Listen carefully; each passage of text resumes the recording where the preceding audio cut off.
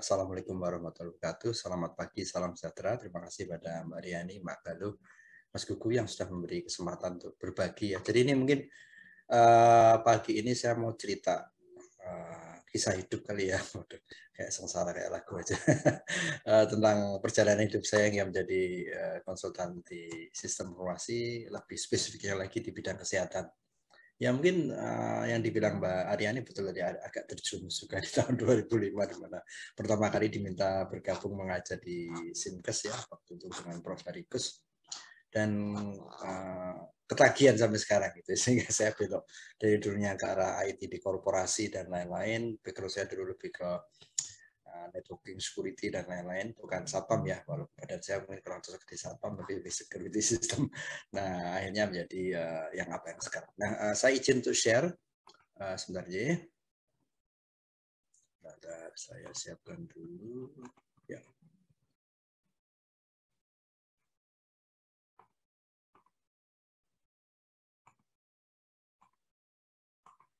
Apakah sudah terlihat? Saya coba pakai browser aja biar nanti bisa gampang untuk pindah ke web juga. Bisa ya? Iya, sudah terlihat Pak Yayo. Ya, baik. Suara saya juga cukup bersih kan? Masih Jelas. Ya, pagi mungkin jaringannya masih oke. Jelas. Saya coba Masih suaranya Pak Yayo yang terdengar. Ya, oke. Full screen bisa ya? Sudah ya? Sama Yes. terlihat? Oke, siap. Baik, saya mulai ya. Bismillah. Jadi Bapak Ibu Mas Mbak adik-adik semua tentang apa yang akan kita bahas hari ini, saya diberi judul Digital Entrepreneurship, peran konsultan dalam pemenuhan kebutuhan digital kesehatan. Cuma nanti akan saya mulai dulu dari sejarah, bukan sejarah sih, tentang kisah hidup saya dimulai dari bidang IT yang lebih general dulu. Mungkin ini sedikit CV saya gitu ya, nama saya Surahyo, tadi disebut oleh Mbak Aryani, panggilannya adalah Yayo, Pak Yayo gitu ya, lahir 24 Maret 53 tahun yang lalu di Purworejo, satu kota kecil sebelah barat Jogja ya, sebelahnya Iya kalau nah. Kemudian mulai SMA pindah ke Jogja dulu dari kecil sampai SMP di Purworejo. Kemudian nah ini sejarahnya juga unik. Saya dulu mantan PNS gitu ya. Dulu saya adalah anak buah Pak Habibie, saya ikut program beliau di STMDP, Science and Technology Manpower Development, mengambil S1 di Jepang, kemudian kami kerja di Puspitek Serpong sebagai peneliti. Ya, waktu itu background saya lebih ke instrumentasi elektronik dan sistem gitu ya. Ya udah mulai saya belajar IT pertama kali di Jepang untuk ngoprek sistem operasi, mungkin pernah dengar DOS dan lain-lain waktu itu ya, dan hardware untuk PC, prosesor dan lain-lain segala macam hal. Kemudian melanjutkan S2 di Australia dan seterusnya. Nah sampai sekarang masih wirawiri ke Groningen. Nah di situ saya juga mulai tahun 2000 mengundurkan diri dari PNS pindah ke Jogja, menjadi direktur di satu perusahaan IT untuk pelatihan dan konsultan namanya Indisindo, kalau mungkin yang pernah familiar ya. Kemudian di tahun 2017 mendirikan Kartiasa Niwada Kawasita. Dan saya mengajar di kampus juga sebagai dosen tidak tetap, sebagai praktisi yang mengajar. Di awal mulanya malah di MM dulu, kemudian di MTI Magister Teknologi Informasi 2021, kemudian 2025 diajak ke Simkes. Nah disitulah saya mulai berkecimpung di bidang kesehatan. Kemudian juga saya saat ini juga mengajar di MM UNER. Nah alhamdulillah dia bisa dipercaya mulai mengelola kegiatan konsultasi ini ke banyak lembaga bidang dari pemerintahan, dari rumah sakit, RSUD, kemudian naik sampai Kemenkes, kemudian yang lembaga internasional ke JICA, UNDP, IDB gitu ya, dan lain-lain. Nah ini ada LinkedIn saya itu yang paling penting, karena dari LinkedIn itulah banyak pekerjaan internasional yang saya dapatkan. Jadi kita memang harus buat profil, buat portofolio yang bagus di internet, keberadaan kita di YouTube juga, sehingga nanti ada tawaran pekerjaan. Nah oke. Konsultan gitu ya, kalau di bahasa Jawa, kalau orang Jogja sering bercanda-bercanda kalau kami grup konsultan bilang itu konsultan itu kongkonani sultan. Atau disuruh-suruh sama sultan, kayak itu bercanda. Ya memang dulu awalnya juga banyak pekerjaan yang di Pemkot ya, tanda kutip yang nyuruh sultan walaupun tidak langsung ya, lewat Pak Bupati, oleh Pak Wali Kota dan lain-lain. Tapi intinya adalah, enggak tahu, ini saya juga baru tahu ada istilah baru namanya pakar runding. Ini malah saya baru, karena tadi pagi saya baru lihat di Wikipedia. Ya seorang yang punya keahlian gitu ya, jasa kemenasihatan, mohon maaf ya bahasa Indonesia Pak, itu kadang lucu juga ya, kepenasihatan, konsultasi dalam bidang keahlian tertentu. bisa akuntansi, pajak, lingkungan, biologi, hukum, dan lain-lain termasuk bidang teknologi informasi, spesifik lagi mungkin di bidang sistem informasi kesehatan atau health informatik, digital health, apapun namanya. Nah, perbedaannya dengan yang ahli, seperti sekarang ada Pak Gugu, ada Bu Aryani, dan lain-lain yang seorang ahli juga, tapi beliau kan langsung kerja di dalam satu institusi gitu ya, sehingga menjadi pengajar dan lain-lain. Bisa juga jadi konsultan tentunya kalau disewa oleh pihak lain yang bukan dari UGM gitu ya. Nah, jadi memang kriteria atau definisinya seperti itu gitu ya, bukan pegawai yang menggunakan lainnya, tapi kita disewa untuk memberikan jasa, untuk memberikan konsultasi. Nah, memang lebih jujur mungkin lebih ringan daripada nanti yang pembicara berikut misalnya membuat startup. Karena apa? Tanggung jawab kita adalah memberikan konsultasi. Artinya perkara dilaksanakan tidak itu bukan urusan kita, yaitu kasarnya kita. Artinya bahwa ya betul-betul kita memberikan advice.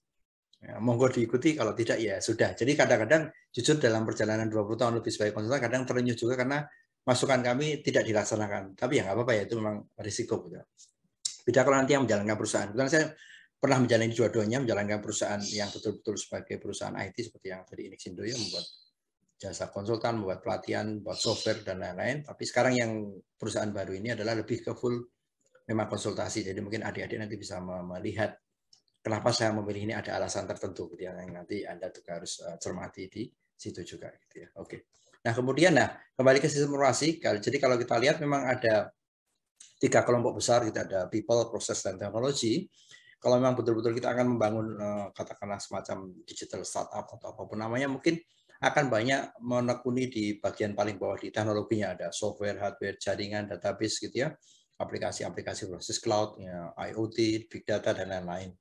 Atau Anda akan lebih menekuni di prosesnya, yaitu bagaimana memperbaiki bisnis proses, prosedur kerja dalam satu organisasi, agak banyak melibatkan ke ilmu manajemen. Nah, ini yang banyak saya cermati, termasuk juga yang bagian atas people, yaitu memberikan pelatihan dan lain. Jadi dua hal ini jujur di bidang jasa TI relatif tanda kutip kompetitornya lebih sedikit daripada yang bawah, itu sudah jenuh banget. Jadi kalau memang tidak betul-betul punya keunikan dan backup finansial yang bagus, hati-hati, nanti kan saya lihatin video terakhir saya yang tidak saya cantumkan di presentasi, akan seperti apa, karena kami pernah mengalami sendiri. Saya 10 tahun lebih mengelola satu perusahaan yang betul-betul profit oriented, yang menjual produk yang memang cukup tanda kutip melelahkan. Nah, kecuali mungkin Anda punya stamina bagus.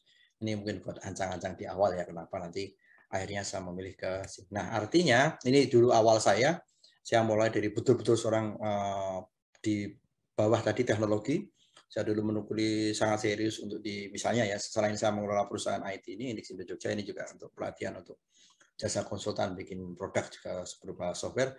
Saya pribadi juga menekuni, kan kita nggak boleh kan ya, makanya kalau Anda mau jadi konsultan atau menggas startup, Anda harus fokus. Nggak mungkin kita belajar semua. Jadi sering bercandaan juga orang IT itu kasihannya kalau di kantor, apalagi yang staf bawah gitu ya, sering disuruh-suruh betulin handphone, betulin remote AC, betulin remote TV.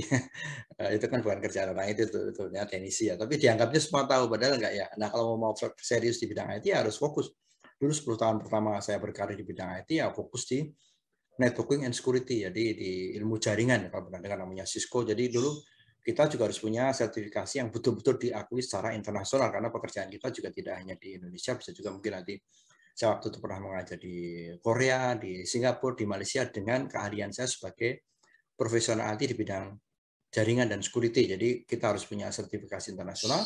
Misalnya di bidang saya dulu ada Cisco Network Professional, Security Specialist, ada yang menggunakan Microsoft ya, Microsoft Developer, ada yang mungkin Database Developer di Oracle. Nah, itu memang harus betul-betul kita asah betul sehingga ya akan diakui. Jadi kalau kita mau bicara apapun sebagai seorang konsultan atau memberi jasa masukan pada satu organisasi, mereka akan respect karena kita memang punya keahlian itu teruji, ada secara legalnya didukung oleh satu bukti berupa sertifikasi, ya seperti Anda juga uji jasa gitu ya. Dan bahkan mungkin kalau jujur kalau di perusahaan-perusahaan besar itu mencari orang yang memang ahli IT, mereka kadang malah tidak melirik ijazah kesarjanaannya, mereka mencari seperti ini karena itu yang memang proven gitu ya. Ini 10 tahun pertama saya banyak situ, kemudian menjadi konsultan di Telkom, membantu jaringan untuk PT Budapara Utama, Universitas Satya Wacana. Jadi kita sering dipanggil ke sana kemari, terutama untuk perusahaan-perusahaan yang di bidang jaringan ya seperti Telkom dan lain-lain untuk menjadi konsultan memberikan solusi dalam mengelola sistem informasi kaitannya dengan jaringan dan keamanannya. Nah itu dimulai saya dulu. Nah dalam perjalanannya saya melihat wah ini kok mulai banyak juga yang sudah menekuni dan sudah mulai seabrek-abrek, apalagi di Indonesia kan juga minat IT waktu itu sangat booming sekali. Saya ngajar di MT itu melihat bahkan kalau jujur waktu ngajar di MTI itu sering kaget S2 MTI ya di Elektro UGM. S1-nya tuh yang background-nya informatikanya seperempatnya 25%, sisanya ada yang tahu dari hukum, kedokteran, sarjana teknik sipil, dan mereka bisa belajar IT juga. Wah ini kalau nggak pinter memilih celah ya orang lulusan IT pun bakal terlindas oleh seorang sarjana kedokteran yang memang senang banget IT dan memang punya bakat untuk coding segala macam, jadi malah kalah gitu ya bisa jadi. Nah ini yang juga harus dicermati nanti pada waktu Anda memilih satu profesi yang betul, cermati strength and weakness-nya di mana. Nah, disinilah akhirnya saya memilih menggunakan pendekatan Blue Ocean Strategy kalau mungkin Pak Jerman. Jadi jangan prinsip saya, tapi makanya kan masing-masing punya konsep berbeda.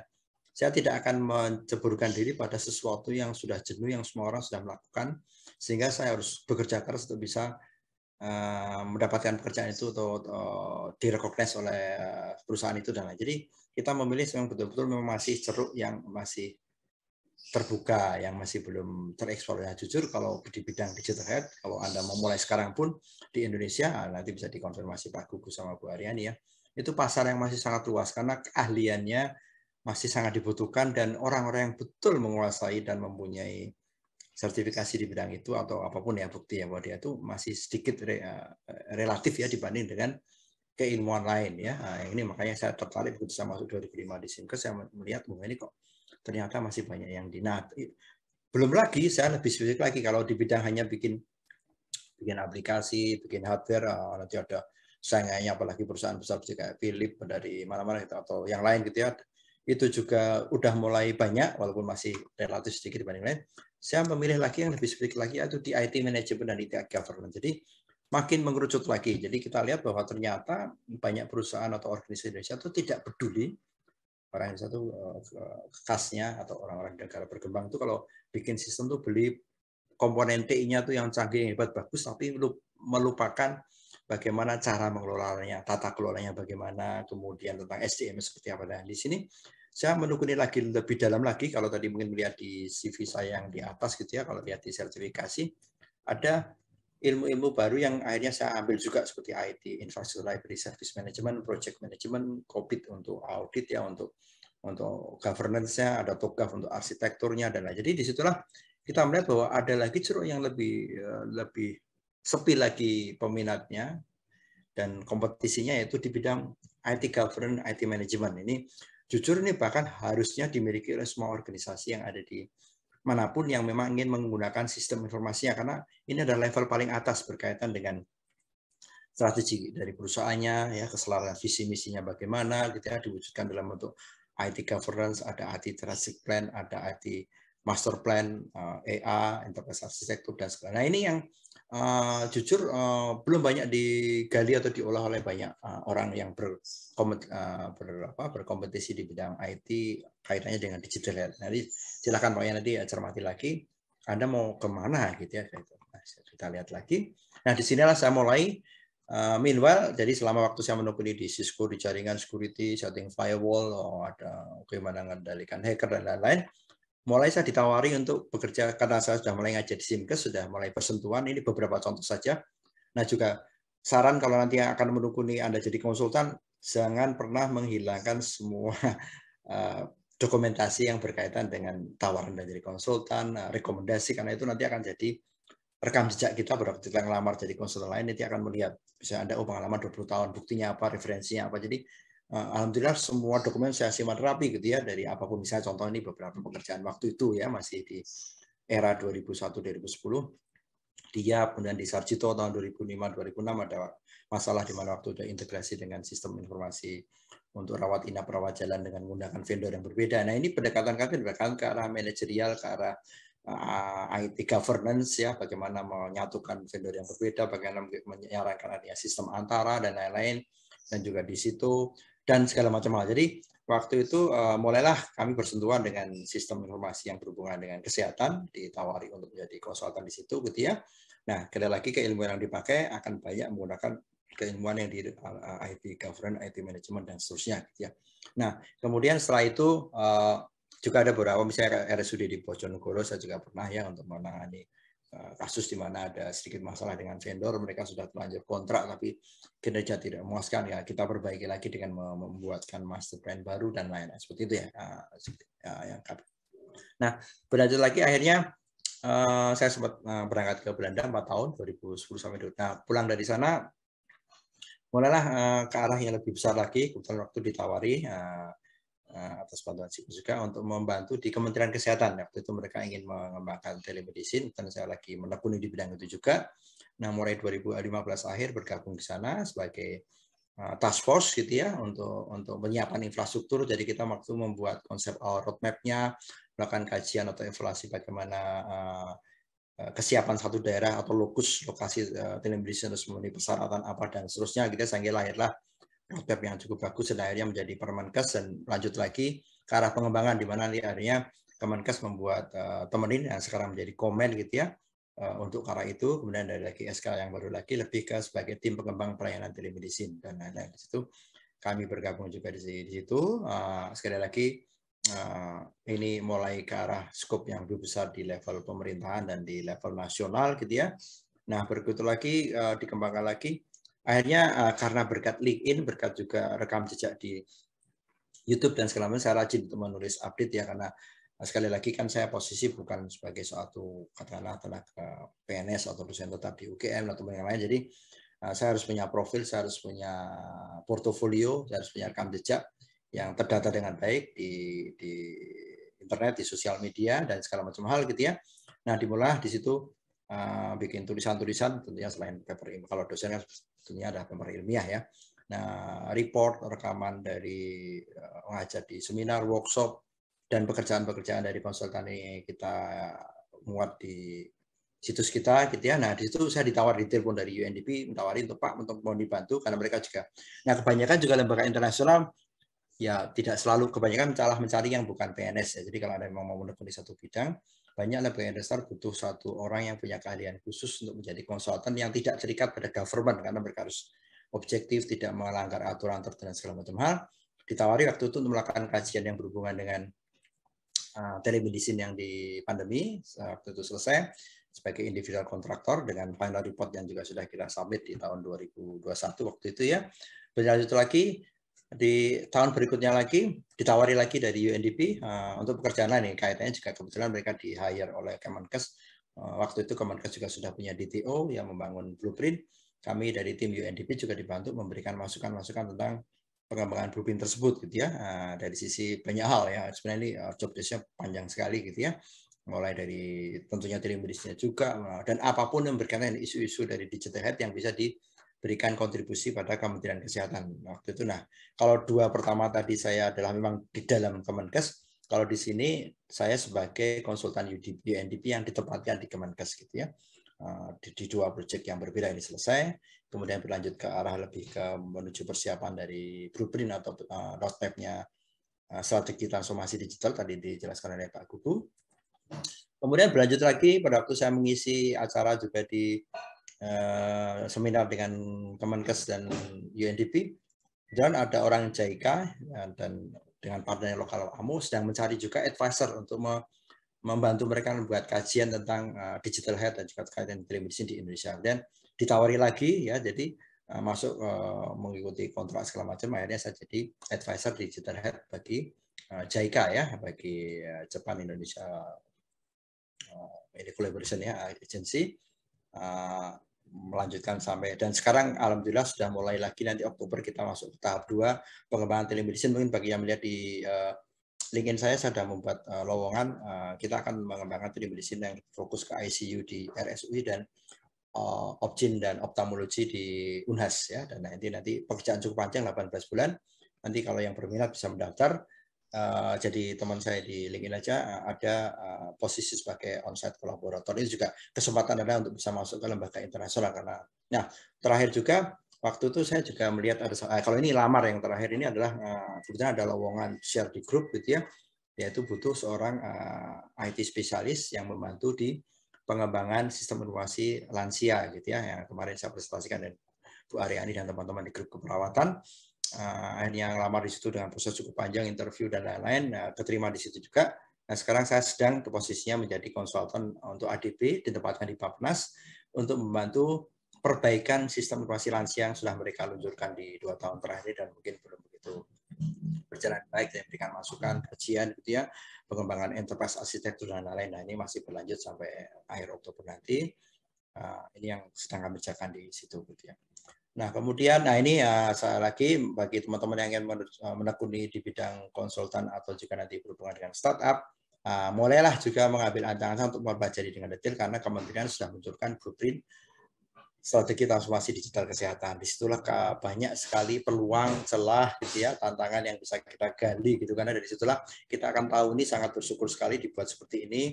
Pak Menterinya juga saya kira membuat terobosan yang berani, membuat DTO atau Digital Transformation Office yang membuat perubahan besar. Walaupun ini juga kadang harus kita kelola dengan baik karena bisa jadi friksi internal juga, karena kan di dalam juga sudah ada Pusdatin dan tim internal yang mempunyai banyak kegiatan. Tiba-tiba ada satu kantor baru, direkrut anak-anak muda dengan keahlian IT segala macam hal dengan model kontrak yang kayaknya lebih bebas, lebih santai dan lain-lain. Itu juga nanti ke depan harus dikelola, kalau enggak nanti di 2004 bisa jadi berhenti. Tapi ini satu awalan yang sangat bagus, mereka sudah punya pandangan bagus bagaimana arah transformasi digital di bidang kesehatan akan dilakukan. Dibuatkan platform, ada kelompok cluster untuk sistem yang berhubungan dengan citizen masyarakat, yang berhubungan antar institusi dan lain-lain. Jadi monggo cermati dengan baik karena di situ ada peluang banyak sekali yang bisa kita gali gitu ya. Ada 6 pilar yang bisa dicermati mau ke arah fokus mana. Jadi sekali lagi jangan tanda bahasa gaulnya jangan kemaruk, Anda harus fokus. Mau ke arah mana? Mau ke arah transformasi di SDM kesehatannya? Why not ya? Banyak juga yang bikin startup untuk membuat pelatihan-pelatihan bagi dokter-dokter, bagi nakes-nakes, perawat, bidan yang bisa lebih meningkatkan literasi digital. Banyak ini, saya juga beberapa kali diminta untuk bergabung, nggak ada waktu ya. Itu membuat layanan e-learning, apapun namanya, untuk meningkatkan SDM kesehatan di bidang digital. Dan ini juga itu satu peluang yang misalnya ini kan kita lihat di poin 5 ya, di transformasi SDM kesehatan. Juga nanti kalau di teknologinya ke poin 6 atau Anda mungkin lebih fokus ke layanan primer, monggo. Jadi sudah terlihat jalannya enak ya, dibanding zaman dulu saya memulai sebagai konsultan, segala sesuatu masih harus diraba-raba karena informasi seperti ini tidak mudah kita dapatkan di luar ya, harus kita telusuri dengan lebih dalam, masuk ke perusahaannya sendiri gitu ya. Kemudian kita lihat dari sini sudah jelas sekali ya, mau arah mana, mau ke arah pengembangan data kesehatan dan integrasinya, mau arah pengembangan aplikasinya, mau arah ke tentang di ekosistem teknologi, atau sebagai konsultan yang memberikan arahan-arahan ke situ gitu ya. Nah, biasanya memang kalau konsultan tuh nggak jauh-jauh, pekerjaan juga seperti dosen, sebagai peneliti, banyak melakukan penelitian, membaca, membuat kajian, buat tulisan. Tapi kalau yang lebih senang ngoprek, langsung bikin sesuatu ya, Anda bisa startup untuk membuat produk berupa software, berupa hardware, maupun yang lain-lain. Jadi ini sudah sangat terlihat untuk bisa jadi arahan, jadi jangan lewatkan ini gitu ya, apapun nanti profesi Anda, kalau Anda memang menekuni di digital health gitu ya. Nah, ini juga kajian yang kami kerjakan dengan JICA dan AMO tadi, sekedar pemetaan bagaimana kondisi sekarang, ini sudah tahun lalu, jadi mungkin perlu diupdate gitu ya. Apakah kita lihat dari sisi layanan di telemedisinya, gitu ya, dari sisi publik yang dikelola oleh Ministry of Health, atau dari sisi yang dikerjakan BPJS Kesehatan, BPOM juga punya gitu ya, atau dari private, pas sifatnya dari dokter to pasien, antar dokter gitu ya, dan lain-lain.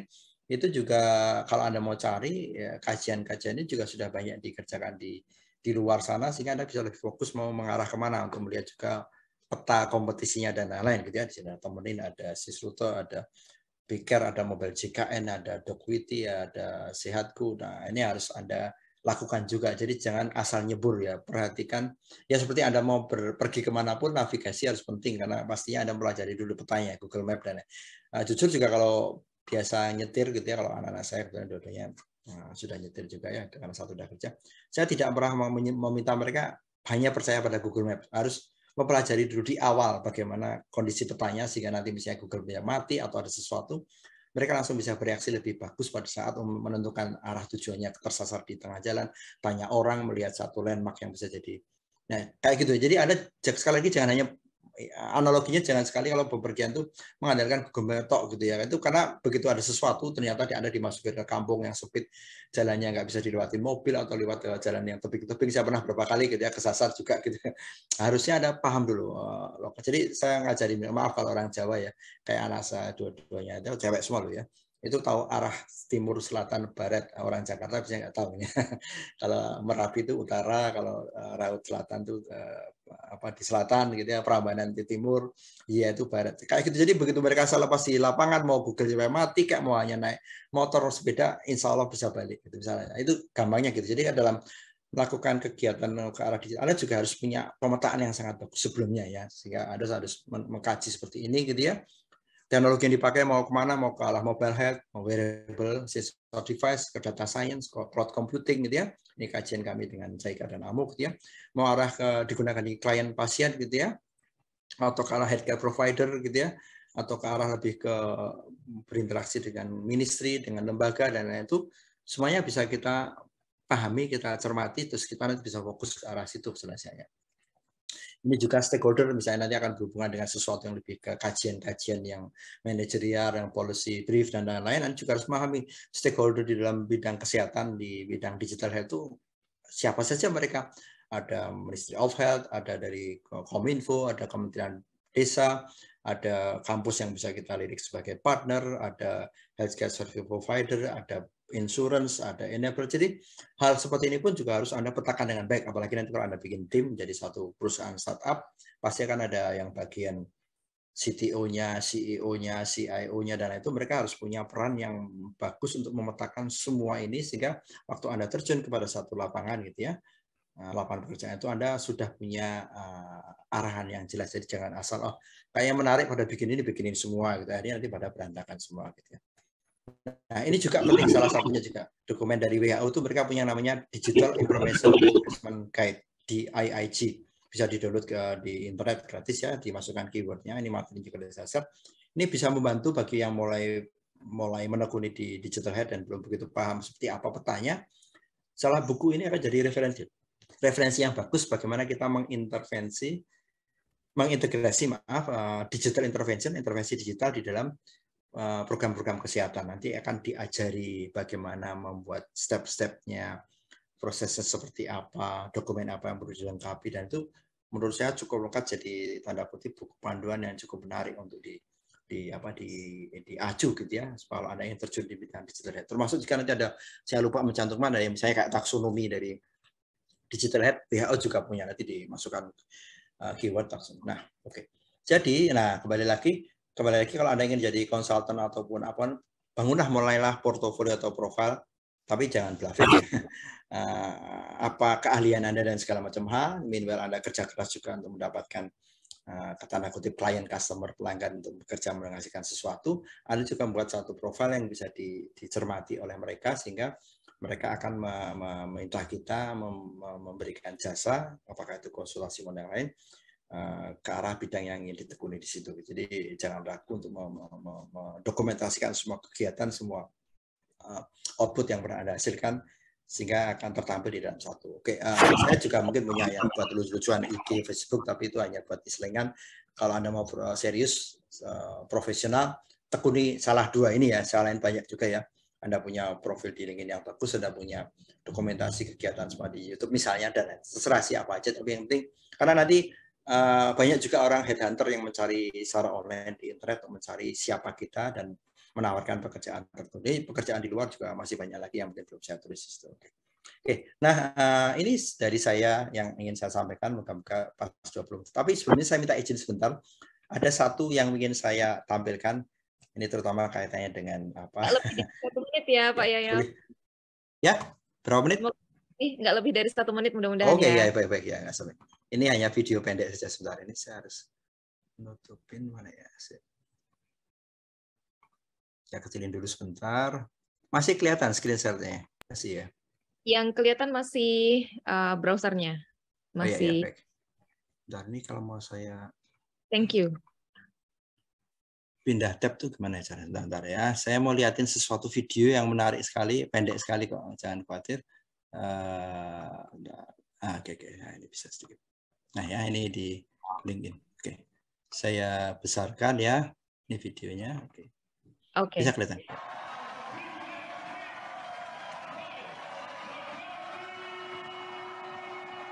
Kelihatan ya? Kelihatan, Pak.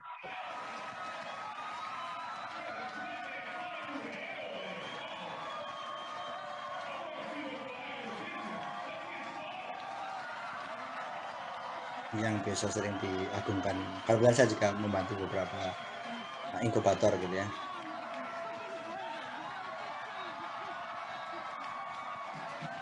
Ya mereka punya bisnis plan, punya inkubator, punya growth hacking, apapun ya, punya canggih, lengkap sekali gitu ya. Nah, tapi hati-hati gitu ya.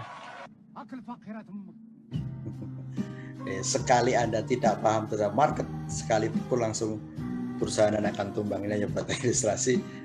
Seperti itulah, jadi harus betul-betul dicermati dengan baik ya, jangan sampai nanti kita mengalami mas-mas yang di sini yang sangat antusias sekali untuk membangun sesuatu, ternyata tidak memahami market dengan baik sehingga akhirnya langsung tumbang. Oke, mungkin dari saya begitu. Waktu saya kembali pada Bu Aryani. Baik, terima kasih banyak Pak Yayo, sangat menarik sekali. Pengalamannya jadi konsultan sudah tidak diragukan lagi dan banyak informasi yang kami dapatkan. Pertama, nggak boleh asal seperti saya tadi ya Pak Yayo, saya declare saya adalah konsultan, nggak ada yang percaya. Harus ada minimal sertifikasi ya Pak, sertifikasi internasional, kemudian udah teruji. Tadi ada juga Pak Yayo yang bilang, kalau ya kamu konsultan tok tapi bicara tok gitu gampang, tapi nggak pernah melakukan sendiri. Wah, kalau Pak Yayo sudah pernah juga ya melakukan sendiri, running perusahaan juga pernah, jadi sudah teruji. Kemudian teman-teman mahasiswa sekalian kalau mau jadi konsultan harus build your best profile gitu ya Pak. Lalu satu mungkin cari ceruk yang potensial tadi ya, yang masih perlu banyak digarap. Dan kalau mau jadi konsultan nggak boleh baperan kayaknya ya Pak, karena jadi nanti rekomendasinya nggak dipakai pun nggak apa-apa gitu. Kalau kepikiran ya nanti mutung jadi konsultan. Baik, matur nuwun Pak ya. Nanti kita kembali, sudah banyak pertanyaan dari teman-teman yang hadir pada pagi hari ini. Nanti kita kembali ke Pak Yayo untuk diskusi. Yang berikutnya Pak Pak Yayo ini yang beberapa ya saya langsung sampaikan aja tadi pertanyaan kritik dari Dokter Gugu nih. Kalau konsultan dari lembaga-lembaga besar pasti bahasa Inggris. Beginner payu nggak ya, laku nggak ya. Kemudian dari Mbak Alfi, tips memilih fokus kalau mau jadi konsultan seperti apa? Terus tips untuk mengenal, menggali potensi diri. Monggo. Pertama tentang bahasa Inggris, sebenarnya ada banyak pekerjaan secara kebetulan karena pandemi, malah banyak pekerjaan secara konsultan secara online itu tidak banyak membutuhkan kemampuan untuk berkomunikasi secara aktif dalam bentuk conversation. Jadi bahasa Inggris pas-pasan, tapi kalau punya asisten yang bagus ya nggak apa-apa Mas. Artinya nanti kan yang penting laporannya bagus, kita presentasinya pendek-pendek dan kadang broken Inggris ya. Pengalaman gitu. Saya juga bahasa Inggrisnya nggak bagus ya. Kedua, betul. Ditanya sertifikat TOEFL-nya ya Pak ya? Nggak pernah ada. Mereka percaya aja gitu ya. Tahu yang penting kan laporan akhirnya dalam klaim nanti kan pakai aplikasi juga. Kalau lebih ke analytical thinking sama expertise kita sih sebenarnya gitu, bahasa masih oke. Kemudian tentang fokus ekspor itu memang betul. Memang ya ini butuh waktu ya, karena kan sekali lagi begitu kita lulus langsung tahu kita fokusin ya, bagusnya di mana memang susah. Tapi ya mungkin mempelajari dari apa yang pernah dikerjakan selama ini, mungkin di tugas kuliah, di diskusi. Ada banyak tipe orang yang mungkin lebih bisa kayak saya, Bu Aryani, Pak Gugu, yang ngomong itu lebih enak karena biasa ngajar gitu ya. Tapi ada juga yang senang nulis di balik itu. Ada yang lebih senang di baliknya untuk melakukan proses analitikalnya dan membuat report bagus. Ada yang tapi dia tidak mampu menyampaikan dengan baik dalam bentuk oral, dan jadi memang ya kita harus gali dulu dan kita pelajari apa-apa yang pernah kita kerjakan selama ini. Kalau boleh malah justru harus sering konsultasi dengan teman-teman, dengan pembimbing, kira-kira sebaiknya di mana sehingga saya juga butuh waktu untuk menemukan pas kitanya di mana dan segala macam hal yang harus didirikan. Dan untuk keilmuannya juga begitu. Waktu saya belajar IT pertama kali, banyak hal yang saya coba dari coding, ternyata waktu itu ya, di waktu teknisnya saya senang di networking sama security. Setelah berjalan lagi saya lebih ke senang IT management dan IT governance. Jadi waktu kita kerja nyaman dan hasilnya puas, dipuji mereka berterima kasih dengan baik, berarti kita di situ. Saya bisa coding, saya juga S1 S2 saya bikin aplikasi, tapi saya nggak pernah efisien. Jadi kalau mau nulis sesuatu tuh bertele-tele, itu berarti memang saya nggak bakat. Dan tapi juga saya juga, jadi ya udah, Mendingan kita fokus ke sesuatu yang memang butuh waktu, tapi tidak hanya bisa ditemukan sendiri, butuh konsultasi dengan teman, butuh juga bagaimana feedback dengan tanda kutip pengguna jasa kita, apakah itu teman kita, dosen kita, customer kita, dan lain-lain. Kemudian tadi pertanyaan tentang pendaftaran juga betul. Ini kalau secara resmi semua pendaftaran aplikasi di Kominfo, tapi dalam kaitan ini di kaitan inovasi digital bisa konsultasi juga dengan DTO, karena sekarang Kementerian Kesehatan mengikuti BI dan OJK, mereka punya sandbox juga untuk menguji gitu ya. Tapi untuk registrasi resminya kalau nggak salah memang semuanya harus di Kominfo. Tapi untuk konten dan lain-lainnya lebih detail ke medis dan segala macamnya akan dikonfirmasikan dulu dengan di kesehatan gitu ya. Sipus yang baik apa? Sangat banyak pilihan sipus. Lagi ya yang paling tepat sesuai kebutuhan. Jadi banyak perusahaan, institusi atau apapun yang menginginkan sistem informasi, tapi mereka nggak paham betul apa yang mereka butuhkan. Nah itu justru di awal kita harus petakan dengan baik kebutuhan kita apa. Kita ini mohon dibantu juga dengan eksternal partner, misalnya konsultan, untuk memetakan, mungkin disebut dengan master plan. Jadi nggak asal kita memilih seperti membeli bakso atau gorengan langsung cocok ya, karena Simpus sangat banyak dan semuanya bagus, tapi yang sesuai kebutuhan itu mana yang itu harus dikaji dulu, sehingga jangan melakukan kontrak sistem informasi hanya asal beli, tapi di awalnya harus ada kajian, ada dokumen perencanaan yang bagus, sehingga nanti pada waktu mereka menawarkan, kita bisa menyesuaikan sesuai dengan kebutuhan. Nah, jawaban pendek saya gitu ya. Ada apa lagi Mbak? Terus nanti biar yang lain yang teknis, Mas Azam akan lebih lebih. Ya, pindah ke Mas Azam dulu sebentar Ya, ya, Pak. monggo, silakan. Pendaftaran tadi berarti dari pertanyaannya Mas Riki mungkin ke Kominfo ya, bisa dieksplor lebih dalam bagaimana pendaftarannya. Nah, jadi saya curious juga nih, Cityscope didaftarkan ke Kominfo atau udah atau belum? Kemudian pertanyaannya dari nanti Pak Yaya juga bisa menambahkan, tapi saya mau tanya Mas Azam dulu nih dari Bu Wahyu ya. Kalau kita mau startup yang private gitu mau merger ke Kemkes, gimana caranya? Bagaimana mengadvokasinya gitu? Mas Azam ada pengalaman? Ya, alhamdulillah kebetulan Cityscope itu salah satu inkubatornya itu dari Telkom ya Bu ya. Jadi proses untuk merger dan lain-lain itu lumayan dimudahkan. Kebetulan kita kenal baik dengan Pak Setiaji, itunya untuk di DTO-nya Chief Transformation Officer, Data Transformation Officer di DTO itu, dan kita juga kenal sama Pak Reza, kebetulan mentor kita gitu.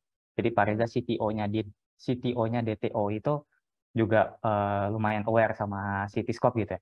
Jadi untuk hal itu kita tinggal daftar aja gitu, Pak. Kita yang dari startup dari Telkom kemarin gitu, Cityscope ingin integrasi dong mau pilot dong, masuk ke sandboxing-nya DTO, bisa nggak? Oh ya bisa.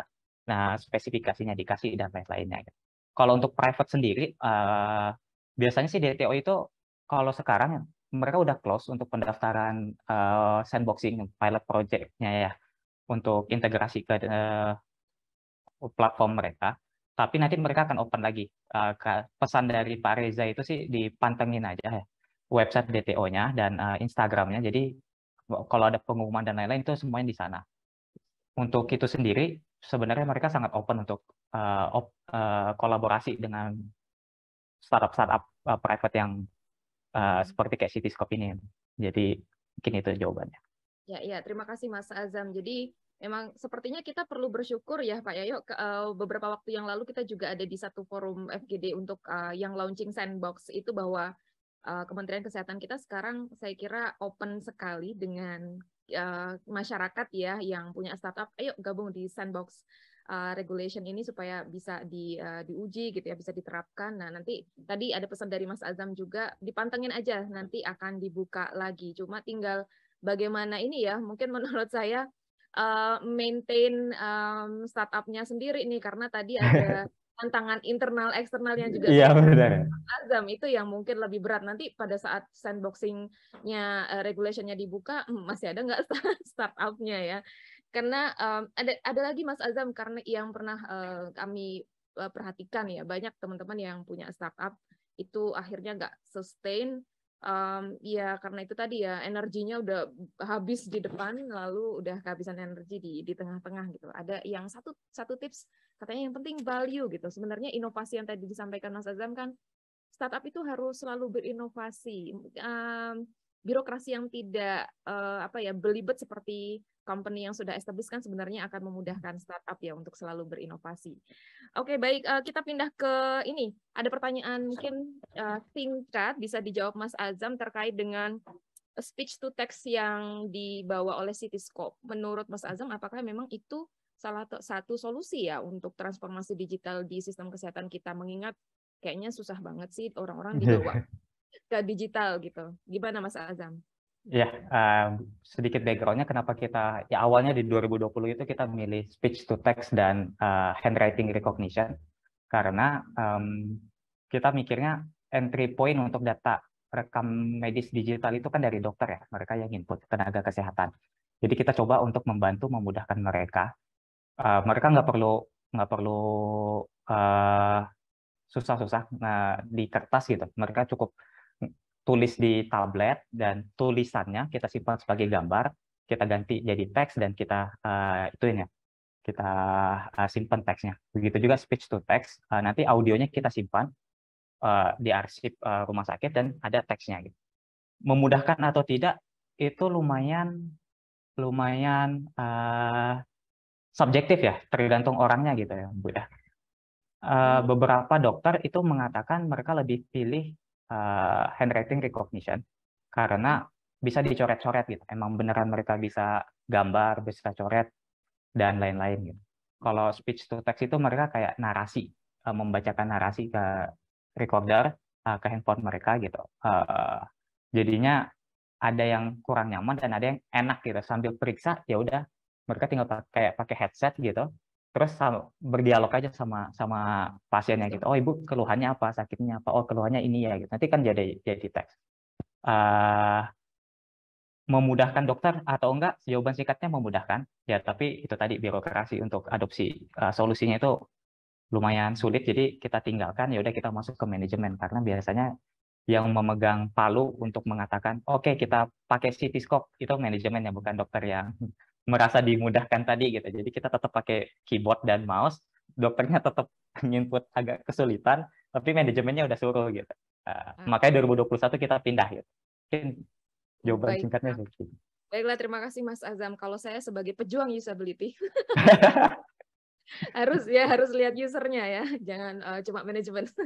Oke, baik. Aduh, ini waktu kita sudah habis teman-teman sekalian, udah 2 menit lewat dari waktu yang disediakan. Mbak Aryani, boleh menjelaskan sedikit? Tadi ada kayak monggo Pak Yayo. Hal sensitif tentang haki. Nanti mungkin Pak Gugu bisa. Oh ya, haki. Saya baru mau menyinggung ke situ. Nanti Pak Gugu atau Mbak Aryani bisa menindaklanjuti. Sama maksudnya biar diberikan mungkin pemahaman lebih tentang karena kan mungkin di internal ya. Terus kedua tentang apapun tidak ada beberapa pertanyaan tentang sistem operasi yang akhirnya nggak digunakan dan memang mau tidak mau sistem yang akan terus digunakan oleh siapapun penggunanya dan memang sistem yang dibutuhkan dan nyaman digunakan. Jadi kalau apakah tadi tentang inovasi tentang jentik ataupun yang berhubungan dengan apalagi ya tadi saya lihat itu memang harus kita create dari awal sebagai value tadi, yakin bahwa sistem itu memang akan dibutuhkan oleh orang yang akan memakai dan nyaman dipakai itu pasti akan berkesinambungan. Gampangnya gitu aja sih. Ya monggo teman-teman saya itu.